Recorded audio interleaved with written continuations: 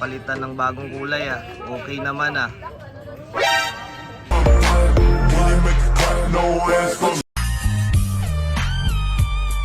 What's up mga kasolid? Panibagong araw, panibagong gastos na Parang naman. hindi ko na to papalitan ng bagong kulay ah. Okay naman ah. Sumagot. Ayaw mo? Gusto mo ng bagong kulay? Oh no! Gusto daw ng bagong kulay. Totoo ba yan? Sige, baklasin na yan.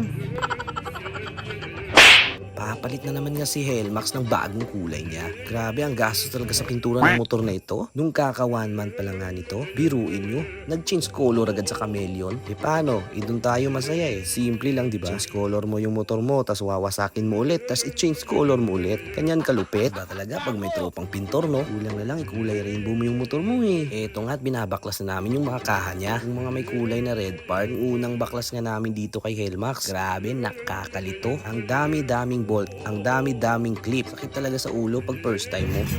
Carbon check.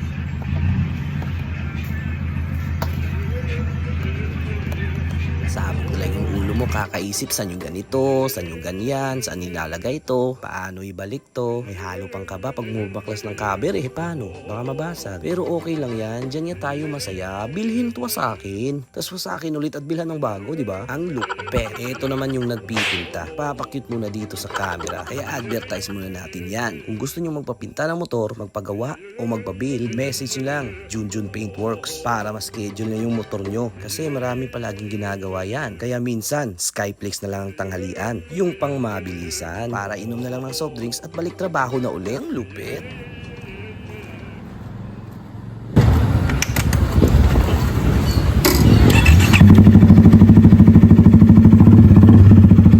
Parang hindi na X-Max.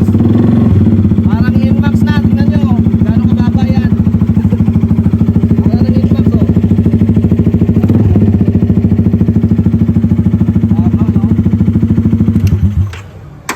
Pwede na pang simpang gabi.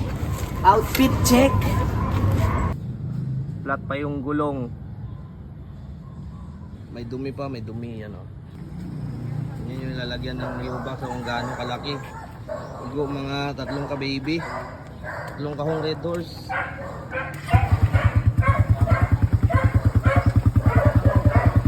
Yan yung ano niya. Galing Mitsubishi X-Max. Grabe, ang daming ano. Dami. Bato. Kaya natin yan ng piece of montage kahit walang cover, no? Pwede.